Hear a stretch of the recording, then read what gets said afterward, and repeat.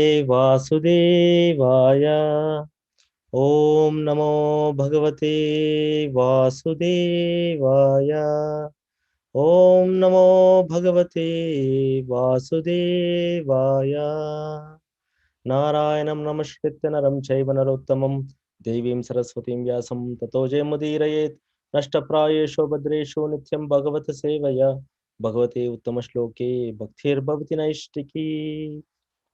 Hare Krishna. Today we're going to cover chapter 6, text 15 and text 16. Two verses we will do today. So we'll start with text 15. Please repeat after me. Yunjanevam sadatmanam. युञ्जाने एव युञ्जानेवं सदात्मानम् सदात्मानं Yunjanevam sadatmanam. युञ्जाने युञ्जन्नेवं एवं सदात्मानम् सदात्मानं Yogi niyatamanasaha. Yogi Yogi नियतमानसः नियतमानसः Shantim nirvana paramam. शान्तिं शान्तिं शान्तिं निर्वाणपरमां निर्वाणपरमाम् Shantim nirvana paramam. शान्तिं शान्तिं शान्तिं निर्वाणपरमाम् निर्वाणपरमां मत्संस्थाम अधिगच्छति. मत्संस्थामधिगच्छति मत्संस्थामधिगच्छति मत्संस्थाम अधिगच्छति. मत्संस्थामधिगच्छति मत्संस्थामधिगच्छति. So next verse also we will chant and we'll go through the word to word meaning and the translation later. Okay. Natyasnatas tu yogosti. नाद्यदस्ति योगोऽस्ति नात्यस्नातोऽस्तु योगो सति Natyasnas Natyasnatastu yogosti. नात्यस्नातस्तु नात्यस्नातोऽस्तु योगोऽस्ति योगोऽस्ति न चैकान्तम् अनस्नतः. न न चैकान्तम् चैकान्तम् मनस्तः अनस्तः न चैकान्तम् अनस्नतः. न न चैकान्तम् चैकान्तम् मनस्तः नैकान्तम् मनस्तः अनस्तः न चाति स्वप्नशीलस्य. न न चाति चाति चाति स्वप्नशीलस्य स्वप्नशीलस्य स्वप्नशीलस्य चाति स्वप्नशीलस्य. न न चाति चाति चाति स्वप्नशीलस्य स्वप्नशीलस्य स्वप्नशीलस्य जाग्रतो नैव चार्जुन. जाग्रतो जाग्रतो जाग्रतो चार्जुन नैवार्जुन नैवार्जुन जाग्रतो नैव चार्जुन. जाग्रतो जाग्रतो जाग्रतो नैव नैव नैव चार्जुन अर्जुन. चार्जुन Okay. Anyone wants to recite? We can choose 15 or 16.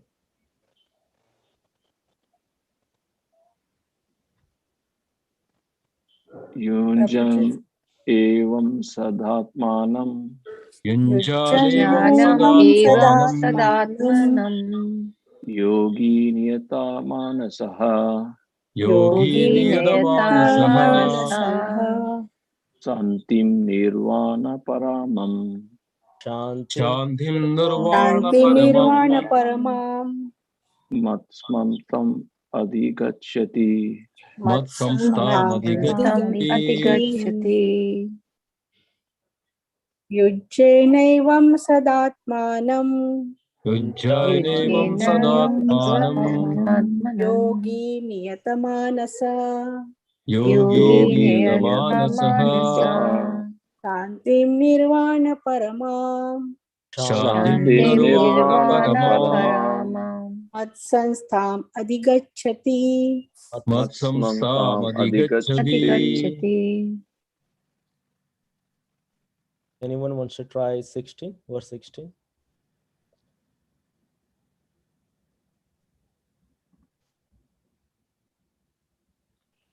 नादि असनत्तास्तु योगोऽस्ति Nati नाति अस्मतास्तु अस्मतास्तु योगोऽस्ति असंस्थास्तु योगोऽस्ति योगोऽस्ति न चैकान्तम्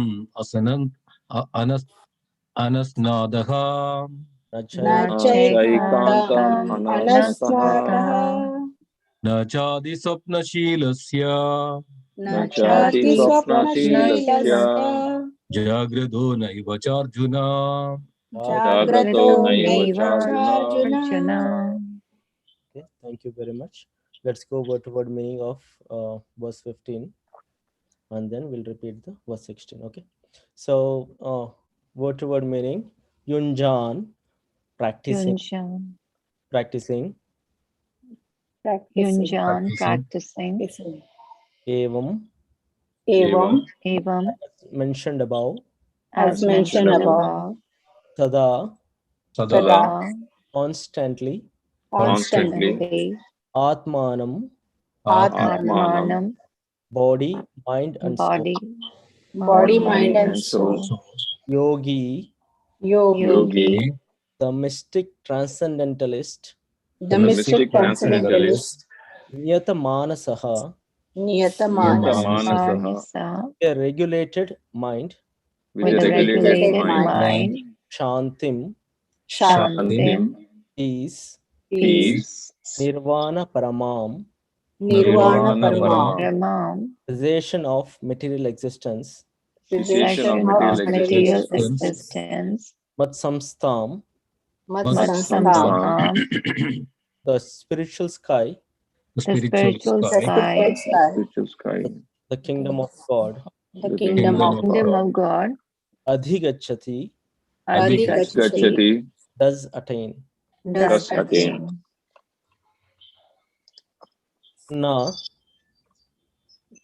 Na, Na, never, never, ati, ati, too much, too much, ashnataha, ashnataha, of one who eats, of one who eats, eats, two, two, but but yogaha, yoga, linking with the supreme, linking with the Supreme, asti, Asti, there is, there is na, na, nor, nor, cha, cha, also, also, ekantam, ekantam, overly, overly, anashnataha, anashtata, abstaining from eating, abstaining from eating, na, na, nor, nor, cha, cha, also,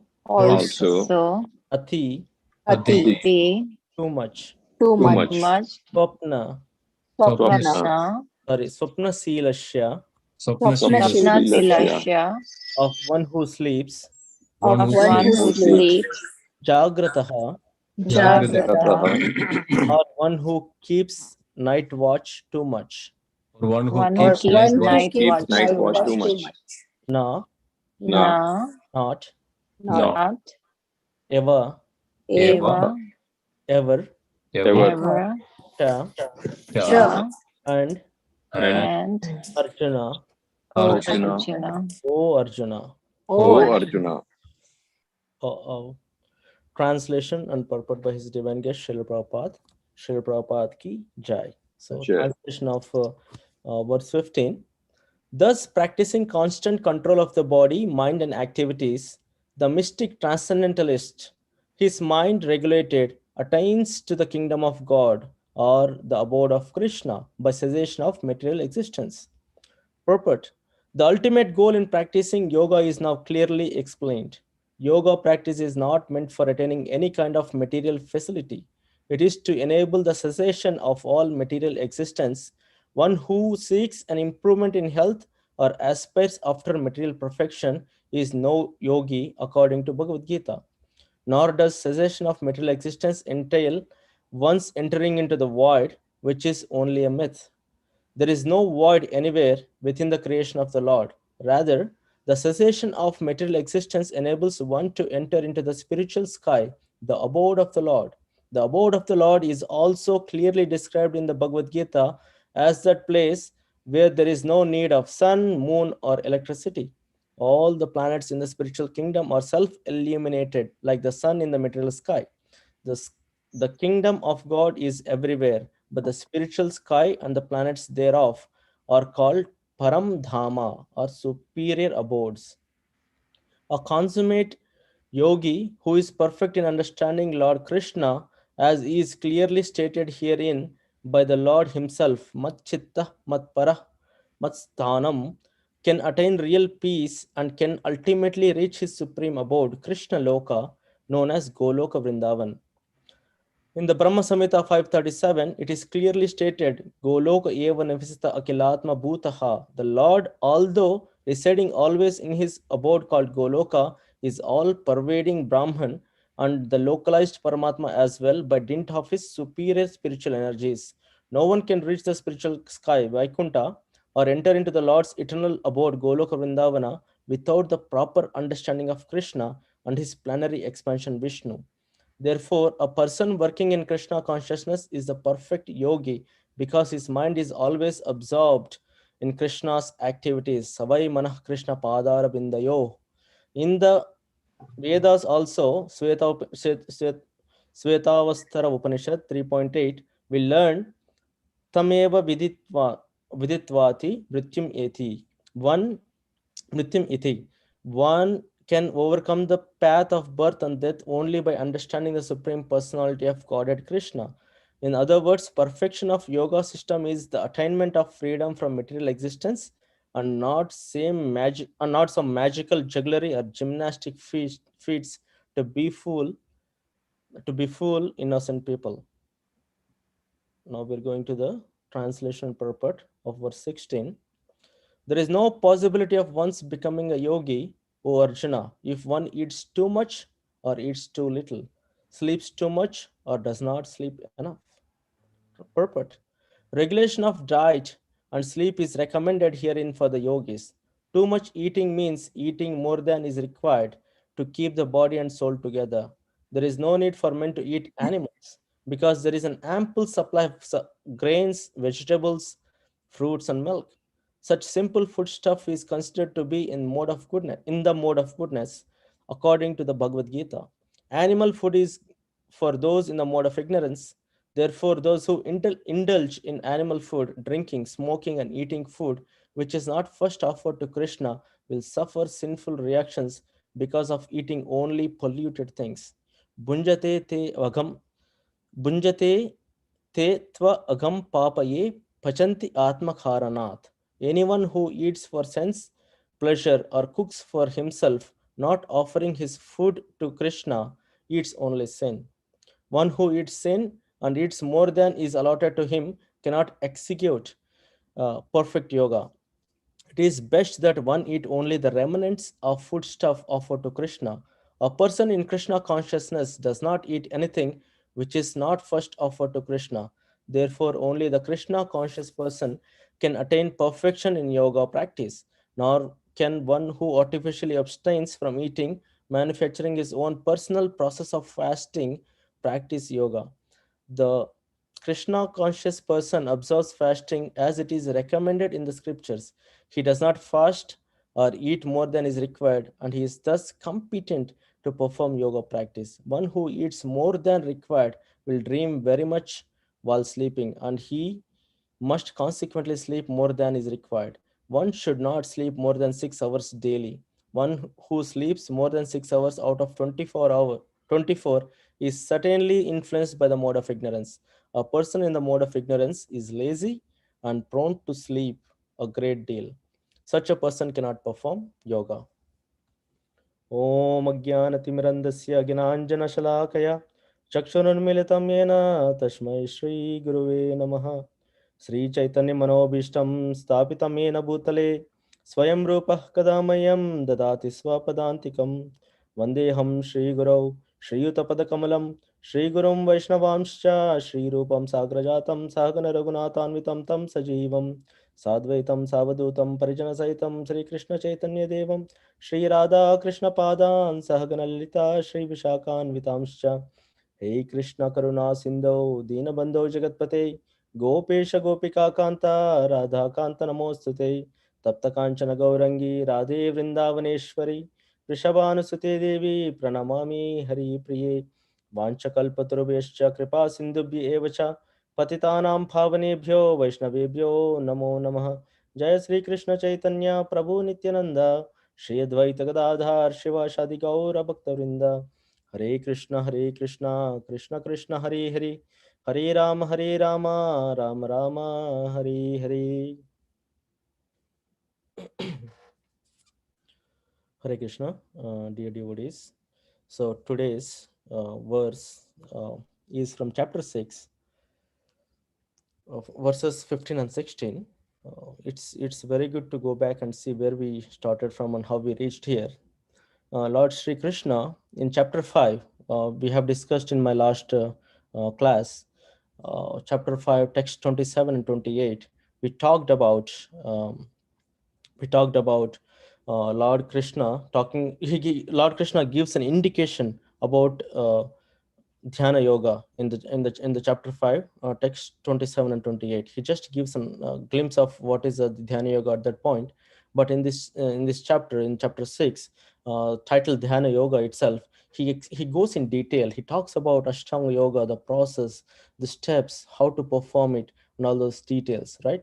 So if you see here, Lord starts talking about yoga arurukshaha, yoga aruruksha stage and yoga aruda stage, right? Yoga aruruksha is the beginning or the starting stage of the ashtanga yoga. Ashtanga means 8 limbs, right? What are those 8 limbs? Yama, niyama, asana, pranayama, pratyahara, dharana, dhyana, and samadhi. Okay, so to perform an ashtanga yoga, there are 8 limbs in the ashtanga yoga. So what is the first one? That is yama, don'ts, basically don'ts. So what we cannot do, or regulations or prohibitions that should be followed to in the process of ashtanga yoga to achieve the samadhi stage. Okay, the first step is yama, and the second step is do's. First covers don'ts, and second covers do's. What you can do? Okay, you cannot eat, you cannot do these things, but what you can do in the will be covered in the second limb, which is what are the do's, rules and prescriptions. You have to take shower, you have to bath thrice a day, right? All those rules. You have to wake up early in the morning, like all those do's. So that is the second step or second limb. And the third limb is asana. Asana is bodily exercises. We stop in this material world, in the contemporary material world, we talk about exercises, bodily exercises. Like there are many great personalities that teach you how to perform a bodily exercises. That is very important to maintain the body. How you maintain the health of the body, that is good. But that asanas itself is not enough. So that is a part of an ashtanga yoga, a limb of an ashtanga yoga. And once that has to be learned to maintain the body in such a way that you keep your, like Prabhupada explains, the mind and body should be kept together to reach through the final goal is samadhi. Okay, it's now 7:30. The next stage is pranayama. Pranayama is breathing exercises, and they are also famous nowadays about pranayama, right? We know anulom vilom and this and that, and there are many pranayama exercises. And the next stage is pratyahara. So the pratyahara is basically withdrawing the senses from sense objects, like Lord explains about turtle withdrawing her limbs or his limbs when the danger is when danger comes up. That is pratyahara. Okay, so till this stage, yama, niyama, asana, pranayama, and pratyahara is yoga arurukshaha. Till this stage, that yoga arurukshaha, a person who is following this ashtanga yoga, when he's in the beginning stage, in the arurukshaha stage, what he's doing is he can perform his prescribed duties. What are the prescribed duties? The prescribed duties are you have to chant, you have to do this, you can perform any activity um, for the pleasure of Krishna. Like he can work, he can do the things, but all the results of that activity should be performed for the pleasure of Krishna, pleasure of the Lord.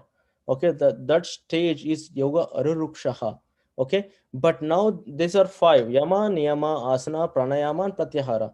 The next three points, which are next 3 limbs of Ashtanga Yoga, are Dharana, Dhyana, and Samadhi.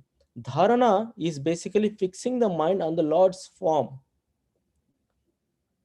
You're fixing your mind, training your mind to fix on the Lord's form. That is Dharana. Okay. Dhyana is intensified meditation on the Lord. Okay. You perform a meditation, Dhyana, in the intensified mood on the meditation of the Lord. Okay, and samadhi is complete absorption of trance. So these three stages or these three limbs, in these three limbs specifically are followed by yoga ruda stage, or the perfection of the advanced stage of Ashtanga yoga. That yogi will perform these three actions, and these in these three stages he doesn't like, he don't have to perform any prescribed duties, but in the first five stages he have to perform his prescribed duties and maintain his family, maintain his activities, but with an without an attachment to those activities. The results of those activities should be dedicated or given or performed to the pleasure to please the Lord. Okay, but these three stages, dharana, dhyana and samadhi, you don't have to do the prescribed duties. Okay, so that's what Krishna explains. And then he talks about verses in verse 5 to 6. Lord talks about Lord tells that mind is both a friend and an enemy. Very important verses. So he mentions that if a mind is controlled, right, with these kind of practices, with this kind of like with these steps or limbs of Ashtanga yoga, if the mind is controlled, he is the best friend. An uncontrolled mind is an enemy, right? Because uncontrolled minds means uncontrolled senses. Uncontrolled senses means the senses are trying to go all over to take the pleasure from the sense objects, which is not conducive for the liberation or for to achieve the samadhi, right? So that's why Krishna is saying that a controlled mind is the best friend of a yogi. An uncontrolled mind is a is an enemy. Basically is an enemy. He's not letting the soul get liberated from this material existence, birth and death cycle, right? So that's what Krishna is saying here. And verses 7 and 9, he says that symptoms of a person in the yoga ruda stage. He explains about the yoga ruda stage, how the person is. So if he talks about chitatmanaha prasanna prashantasya paramatma samadhitaha, like he talks about controlled mind, attained tranquility, completely approached the supreme super soul. Sitoshna sukha dukkheshu, he says that neutral to all dualities, either Sita or Ushna, either it's hot or cold, um, he's always equal, or there is no neutral for these dualities. So, summer or winter, like heat or cold, happiness or misery, he's always neutral on the stage. He's yoga ruda stage. Okay, so tata manapamana yo, same thing. Happiness is dresses, honor or dishonor, he reacts, he's neutral to everything. So 7th verse and 8th verse is like he gives all the qualities of a uh, yogi in the yoga ruda stage. Okay, but then we want to go further. We're talking today about 15 16, so I'm just trying to rush in. So in the 10th verse he says that practices in yoga ruda stage, what are the practices that should be performed in the advanced stage of Ashtanga yoga? So always engaging body, mind and self in samadhi, yoga yunjita satatam, rahasistita ekaki. So he's living alone in secluded place, yatha chitatma, always carefully controlling mind, nirasir aparigraha, free from all desires and possessiveness. So that is the um, those are the practices performed in the yoga ruda stage or the advanced stage of Ashtanga yoga. Okay, now in 11 and 14, the verses prior to today's verses 11 and 14, uh, Lord explains about basic practices of Ashtanga yoga. So in the basic practices, so he says that sitting firmly in a clean place, sacred and secluded, clean, sacred and secluded place, not too high, not too low, on kusa grass with a deer skin and a soft cloth on top. So he's explaining about how the yogi should sit, right? Fixing the mind. Where is he fixing the mind? Fixing the mind on one point, controlling the mind and senses. One should do yoga for purification of consciousness. Atma Vishuddhaye. So being erect, meditating on my form, Mat Chitta. So Krishna says about that. Now we are jumping into the verse 15, which is today's verse. That is, today's verse is verse 15.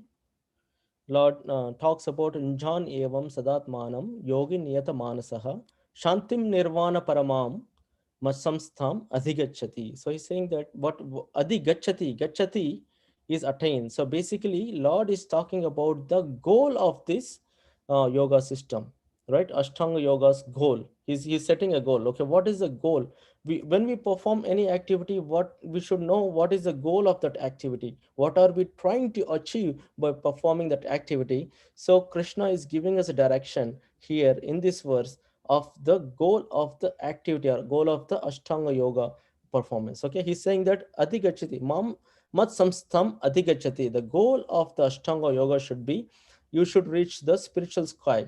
So Srila Prabhupada explains in the purport, the ultimate goal in practicing yoga is now clearly explained. That's what Srila Prabhupada starts here. He says that it is this verse uh, gives us a goal, like, it explains the goal of a yoga. It's not bodybuilding, it's not having a healthy lifestyle, it's not about having a good breathing exercises. No, it's about what is the samadhi or the goal of the yoga is. Yes, there are 8 limbs, there are different like different parts and different sections and different steps to be performed in Ashtanga yoga. They are good to follow for the health, to maintain the body, but it doesn't mean that that is the only goal. The real goal of this whole Ashtanga yoga system is to mat samstham adhigachati, to attain the spiritual sky, the kingdom of God. That is the 15th verse. Yoga practice is not meant for attaining any kind of material facility. It is to enable the cessation of all material existence. That's what Srila Prabhupada says. So Srila Prabhupada says that there is nothing, there is uh, some people says that after yoga or after dhyana or after performing some yogic activities, we can go into void, we'll all become. Srila Prabhupada is negating the voidism here, people, shunyavadi, nirvishesha shunyavadi, he's talking about voidism here. So the goal is not voidism. Once you're existing, once you go back, or when the soul has to go back to the kingdom of the Lord. So that should be the goal of the Ashtanga yoga.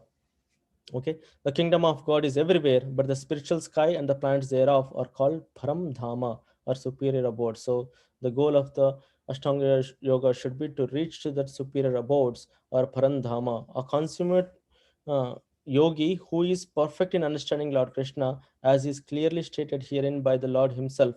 Matchitta matpara matsthanam.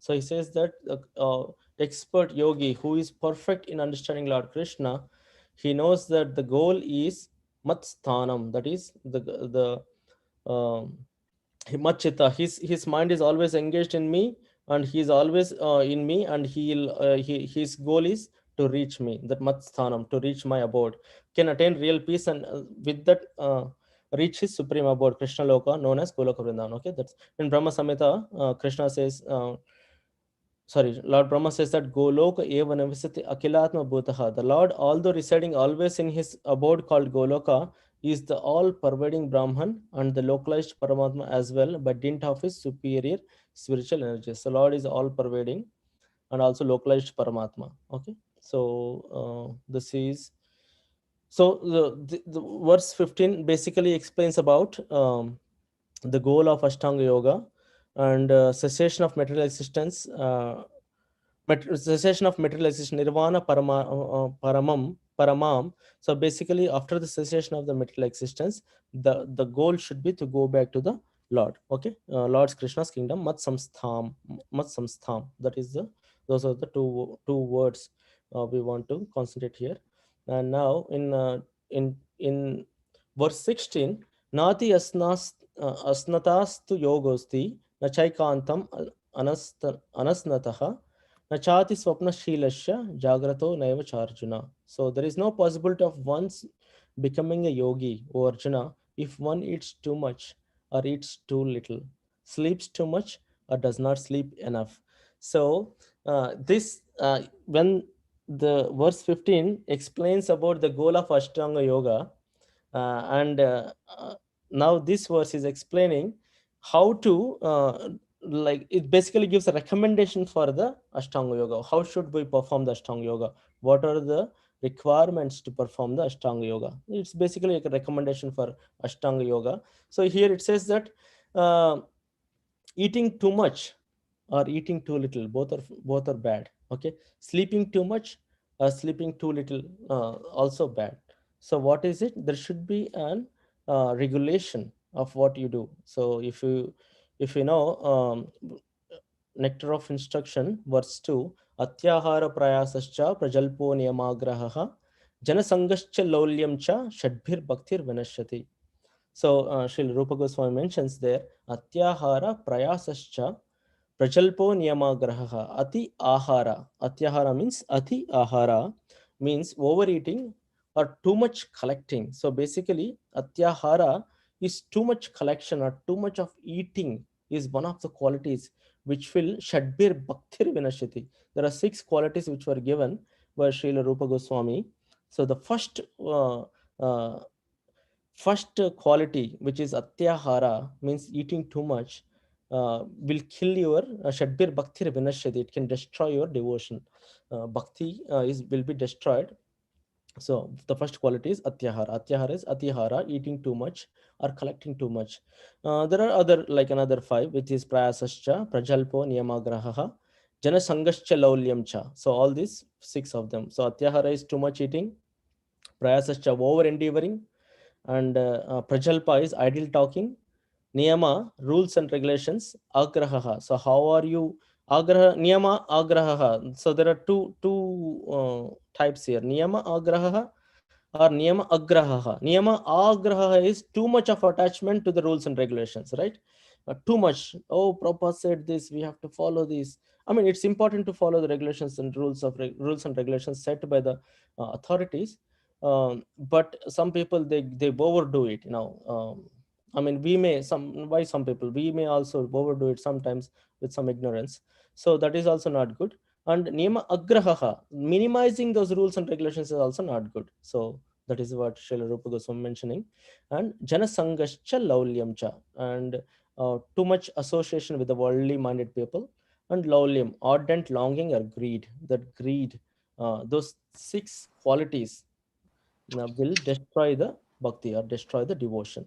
Okay, so the first quality which Srila Rupa Goswami mentioned is atyahara. So atyahara is eating too much or overeating or too much collection. So in the same terms here in this verse, nati asnastu yogosti. So he's saying that never ati, too much asnatas of one who eats.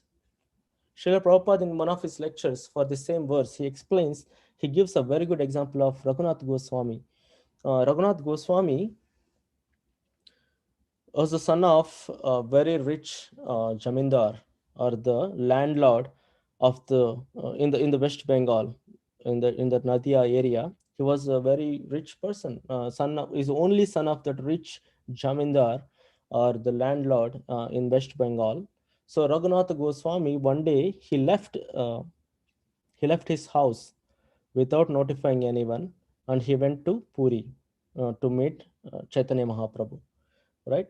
So he left means he gave up all his worldly. He had a wife, uh, he had everything, but he left that place and he went to meet Chaitanya Mahaprabhu, and he wanted to serve Chaitanya Mahaprabhu in Jagannath Puri.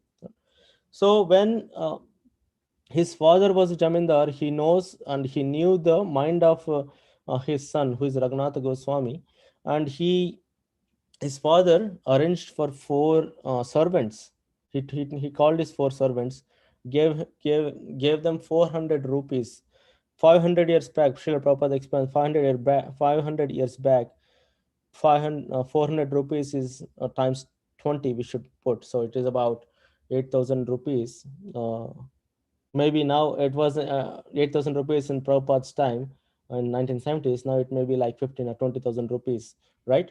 So that much of money he sent with 4 servants every month to Raghunath Goswami. So the Raghunath Goswami didn't know what to do with that money. So what he did was, he invited all the Vaishnavas in that area. Always used to feed them with nice prasadam for some time. Okay, so once Chaitanya Mahaprabhu called um, his servant, who is um, I forgot name, but his servant asked, "Hey, what happened to Raghunath Das Goswami? He used to feed me very well before, but nowadays he's not calling me. What happened? Is he all right?" Then that Swarup Damodar Prabhu, yeah, Swarup Damodar Prabhu, he mentioned that Chaitanya Mahaprabhu, Raghunath Das Goswami he's not, I mean, he stopped getting, or he stopped taking money from his father. No more. He's not taking any money from his father. He's just relying. Yeah, that's what he said. Then Chaitanya Mahaprabhu said, then how is he eating? How is he sustaining his life? Then he said that he's standing on the footsteps of Jagannath Puri temple, and whenever those pandas or the pujaris, they come out of the temple, they give him some food, and he's living on that. Chaitanya Mahaprabhu said, "Okay, that's fine. Okay, that's a, I mean, he was fine with that." And then after a few days, Chaitanya Mahaprabhu called Swarup Damodar Prabhu and mentioned, "What happened? I don't see Raghunath Das anymore at the footsteps of Jagannath Puri temple. How is he sustaining?" And Swarup Damodar Prabhu said that he said that standing at the footsteps of the temple waiting for the prasadam is like a prostitution. As a prostitute waiting there at the footsteps for someone to come and give something. So that's why Raghunath Goswami stopped standing at the footsteps of the Puri temple, and he just collects whatever is being thrown out from the temple's drainage. This is called as Pejanala. So whatever he gets from there, he collects that food and eats those little grains to sustain himself. Mahaprabhu was very much impressed. Where is Raghunath Goswami? His father is a jamindar. He's very very rich in that time, in those days, and he is relying on the food grains or the rice grains that is thrown out of the kitchen drainage from the temple. Sorry, from the temple kitchen drainage, and he's relying, or he's living on that grains. So Srila Prabhupada mentions that Chaitanya Mahaprabhu goes to Raghunath Goswami and tells him, "Raghunath, I heard that you are having a palatable dishes nowadays. You are getting some nice prasadam." Raghunath Goswami said, "Mahaprabhu, no, I'm just eating these grains collected from the drainage." Then Mahaprabhu said, "Okay, you are not offering that to me. That's a palatable, because that's direct prasadam from Jagannath." So just to encourage Raghunath Goswami, he mentions that that's a palatable uh, and very auspicious food you're eating. So why don't you offer it to me? Raghunath Goswami says, "Mahaprabhu, this is not for you." But somehow Mahaprabhu takes it and he encourages him to uh, be strict like that. Okay. So now the point Prabhupada mentions is here that, one second. Sorry, give me 1 second. So the point Srila Prabhupada mentions here is that we are not Rupa Goswami. We're not in that stage of maintaining without eating, but at least we should control. We should maintain at least minimum 2 fasts a month, 2 Ekadashi fasts. Okay, today is Ekadashi also. So 2 Ekadashi fasts we should perform, and all other prescribed fasting days we should follow. What are the prescribed fasting days? Janmashtami, all the appearance days, whatever. We have a nice calendar, we have put in all the details in the calendar, so we can check and follow those fasting days. That is a regulation made by an authority like Srila Prabhupada. Okay, so in the purport, if you read this one, Srila Prabhupada says that a man-made fasting is not recommended at all.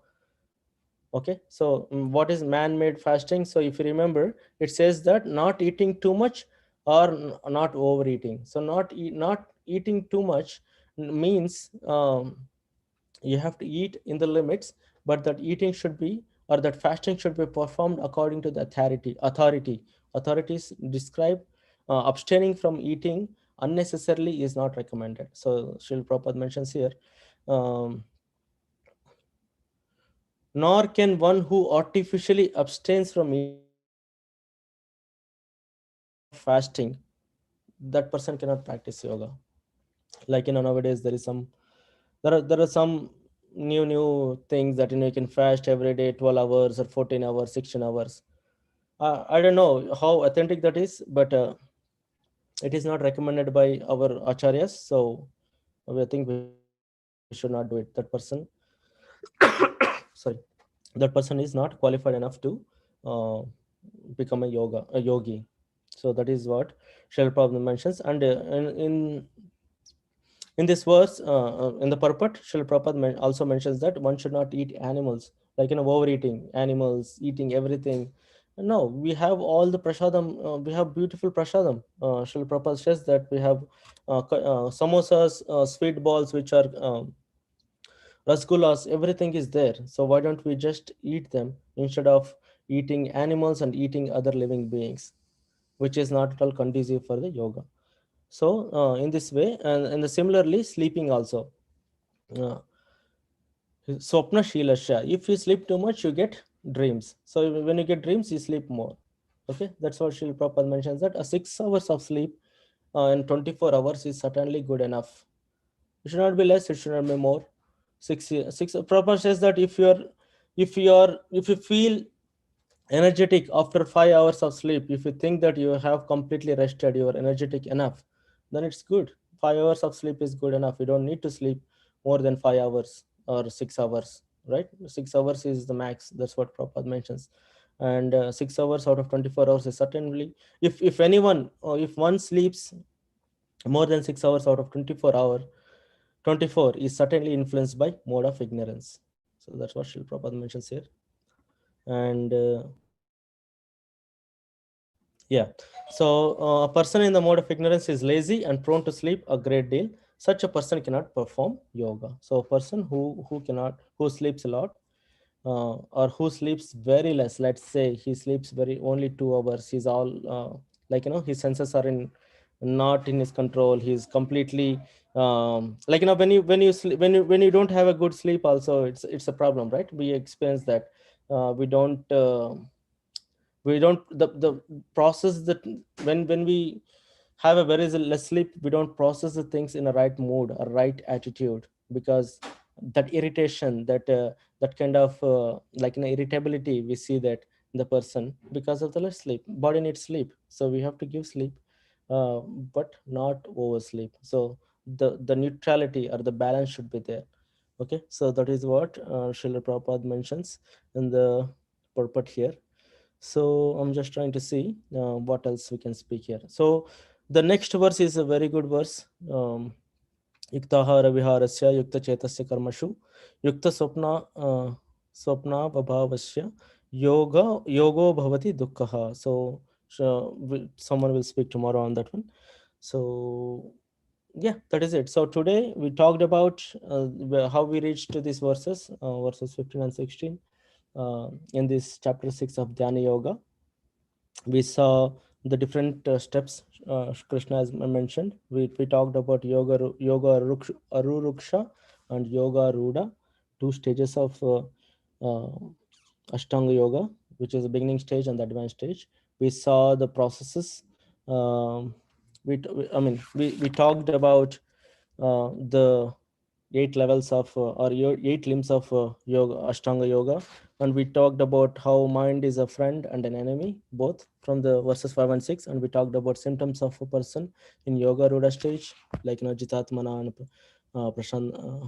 prashantasya and all those things.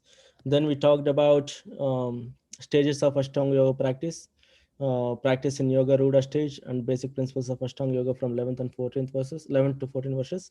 Then mainly we concentrated about the 15th verse. The 15th verse is explains the goal of an Ashtanga yoga. What is the goal of Ashtanga yoga? Goal of Ashtanga yoga is to achieve the kingdom of the Lord. No, not going to void or not going to have another birth. So yoga are not going to have a material desire fulfilled by the yoga system. So the yoga system or Ashtanga yoga is for the goal of the Ashtanga yoga is to cessate the material existence, okay, and achieve the Krishna's kingdom. That is the goal. That's what we discussed in chapter verse 15. And verse 16 we talked about the recommendations for Ashtanga yoga. What are the recommendations? Not too much eating, not too less eating, not too much sleeping, or not too less sleeping. both of them are not will not help us in the yoga system, or will not help us successful in becoming a yogi. Okay, with this I want to end this one. uh, all glory Srila Prabhupada. Jai.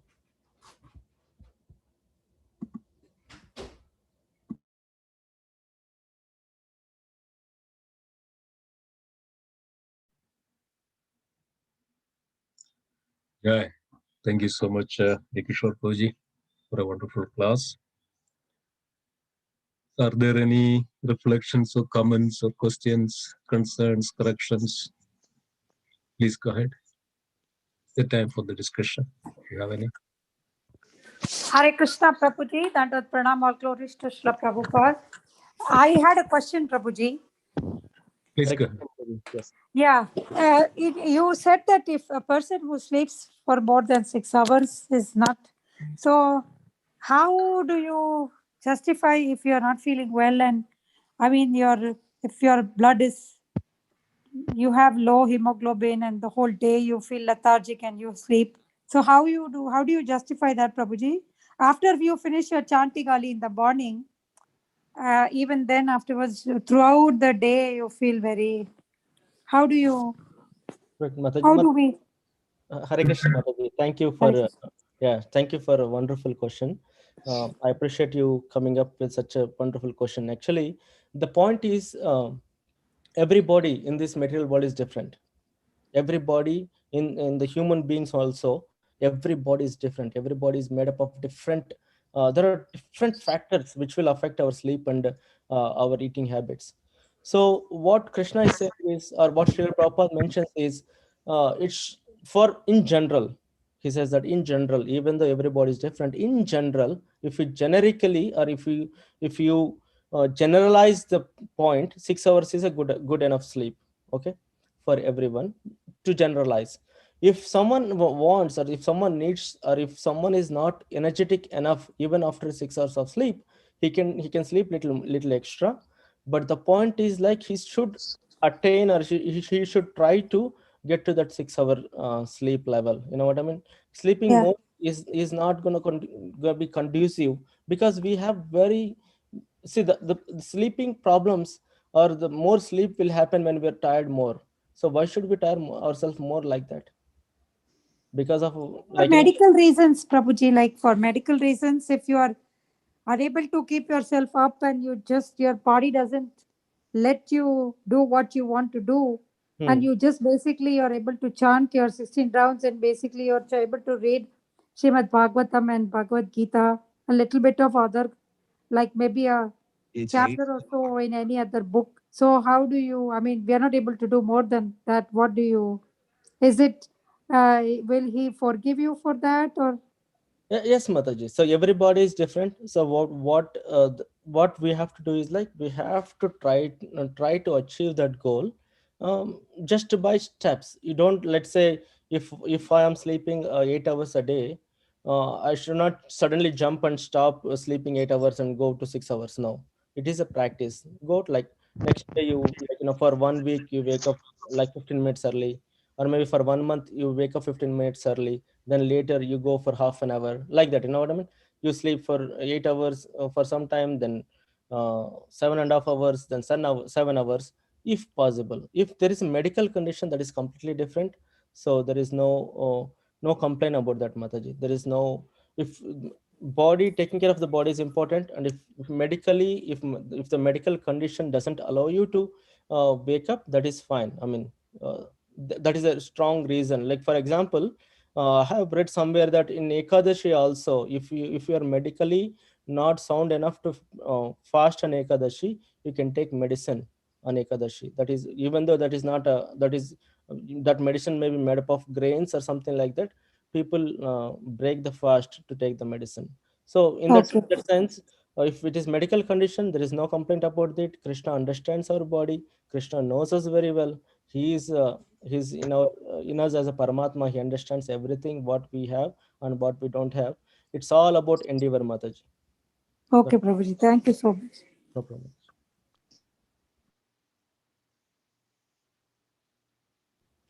I see Ajay Prabhu, who Yeah. lifted his hand. Yeah. Yeah. Hare Krishna, Prabhuji. Okay, Shri Prabhupada.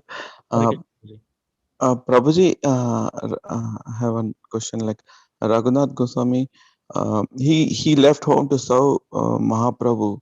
So why he did not go to him directly? Instead, he went to Puri temple or some other places. Chaitanya Mahaprabhu was in Puri temple, Puri Prabhuji. So he could have gone directly to him, right, and serve him there only directly. Yeah, because see, even though Chaitanya Mahaprabhu is in Puri, that's why he went to Raghunath Goswami also went to Puri, okay, to serve him, and he always felt that he's not qualified enough to serve him directly. He always felt like, if you remember the previous story where Chidadahi festival, right? Raghunath Goswami was paying obeisances from a distance to Lord Nityananda Ram. That's when Nityananda Rama came and said, "Hey, you thief, why are you paying obeisances from distance? Because you have done this thievery, you have to distribute the Chiradohi." So Raghunath Goswami always took an humble position. Even though he's so much elevated, he never wanted to go near or go, like, we always want to be in the front. We want to show that I'm a big devotee. We want to do this, we want to do that. But Raghunath Goswami, Das Goswami was not like that. He has always taken a humble position at the back, and he wanted to serve in such a way that. Does it answer your question, Prabhuji? Yeah, very nice, Prabhuji. Thank you. Yeah, that's very humble and humility. Yep. Yeah, thank you.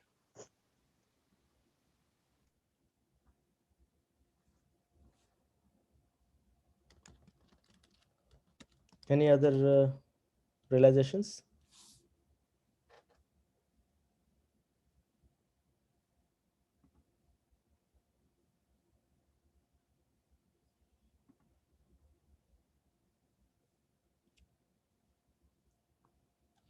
So we have few more minutes. So what I can say is, like, last time when I was talking about verses 27 and 28 from chapter 5, I told you in the beginning of the class that Lord Krishna gives a glimpse of what is dhyana yoga. At that point I asked a question like, what is an example of a devotee who have achieved a lot with the process of Ashtanga yoga, right? So today I got the reference for that. So that verse, actually, this is from Srimad Bhagavatam, Canto 4, Chapter 8, text 43 to the next remaining verses. Narada Muni is instructing Dhruva Maharaj on how he has to perform his Ashtanga Yoga. So Srila Prabhupada, this is very interesting verse, so that's why I want to bring it up here. He says that स्नात्वानु शवनं तस्मिन् कालिन्द्या सलिले शिवे कृत्वोचिता चितानि निवसन् atmanah kalpitasanaha. So he says that Narada Muni instructed, "My dear boy, in the waters of Yamuna river, which is known as Kalindi, you should take 3 baths daily, because the water is very auspicious, sacred and clear. After bathing, you should perform the necessary regulative principles for Ashtanga Yoga, right? And then sit down on your asana, sitting place, in a calm and quiet position." So Narada Muni is instructing, this verses tells you exactly this process matches with the chapter 6, what we have discussed, okay? So Narada Muni is explaining or asking Dhruva Maharaj to go back to the shores of Yamuna river and the banks of Yamuna river, and in that bank he has to take shower 3 times a day, and he has to perform, he has to sit in a secluded place. You remember kusa grass and everything we talked about in the beginning of this chapter, chapter 6. So same thing Narada Muni is telling, and in the next verse he's telling that after sitting on your seat, practice the 3 kinds of breathing exercises. So he's telling that right, yama niyama, asana, pranayama. So he's talking about sitting on the seat, practice 3 kinds of breathing exercises, and thus gradually control the life air. So Narada Muni is instructing Dhruva Maharaj to control the life air. Basically, he's telling or guiding him about the uh, pranayama, and control life air, the mind and the senses. The mind and senses basically is like controlling the mind means pratyahara. You're just withdrawing the senses from the sense objects. That is basically the controlling the mind, right? And the senses. Completely free yourself from all material contamination, and with great patience begin to meditate on the Supreme Personality of Godhead. So that is dhyana, dharana and dhyana. Okay. So I remember Satyabhama Mataji gave an example of Dhruva Maharaj. So I just wanted to point these verses. So please go back and refer to these verses. These are very, very nice. I felt that they are in sync with what we have learned in the Dhyana Yoga section in the previous verses and the today's verse. So this is from Srimad Bhagavatam, Canto 4, Chapter 8, text 43 and 44. You can go and refer to that. Haribol.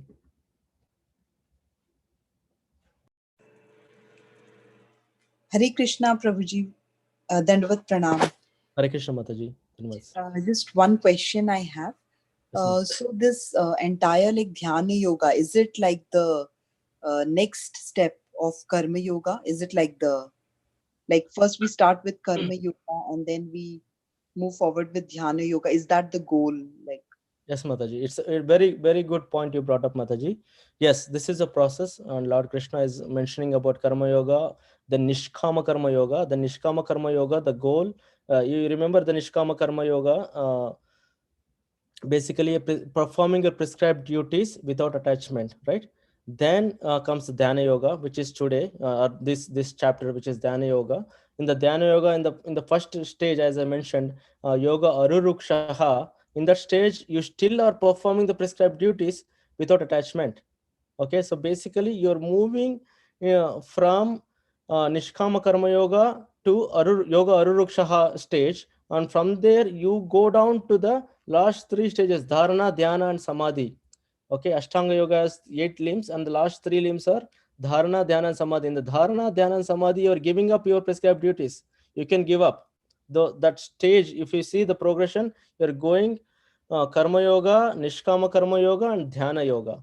And the goal of Dhyana Yoga was explained in today's verse 15, says that with the Dhyana Yoga or Ashtanga Yoga, you can perform many things. You can get a good health. You can get nice breathing habits, nice health, nice everything. You can get long life. All these are produced. But the point here is the goal is not all these material activities. The goal is to achieve Krishna, and Krishna subtly gives that indication in the chapter in the verse 15. He says that that goal of this Ashtanga Yoga should be achieving Krishna or coming back to my kingdom. That's what Krishna says. Okay, yeah, that's a right point, Mataji. Srila Prabhupada in one of the verses mentions that all this yoga system is not required, and this is all covered in Bhakti Yoga. So that Bhakti Yoga we will learn in the chapter 9, and Prabhupada mentions that all this, like for example, he makes a point that there are 9 limbs of Bhakti. Okay, what are those 9 processes of Bhakti?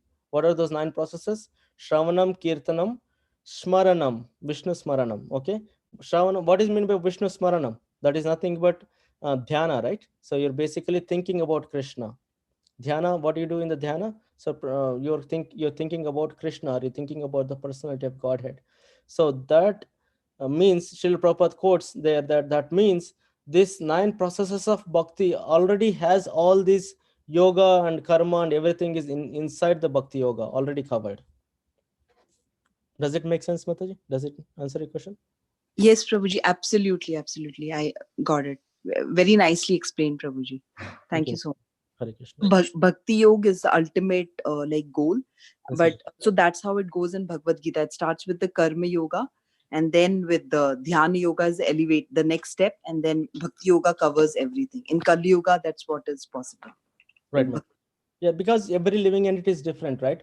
Everyone is attracted according to their modes of material nature. Whatever, everyone has their own modes of material nature. Sometimes the mode of some people have mode of goodness high, some people have mode of ignorance high, some people have mode of passion high.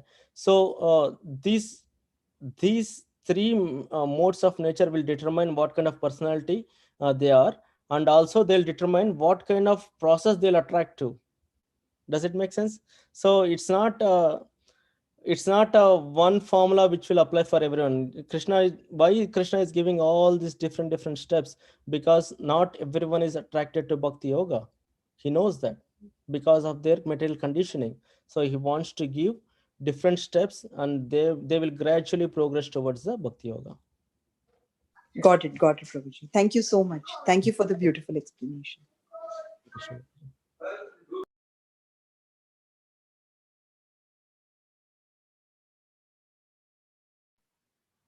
Yeah. Anybody else has anything to add? Any questions? Any other questions?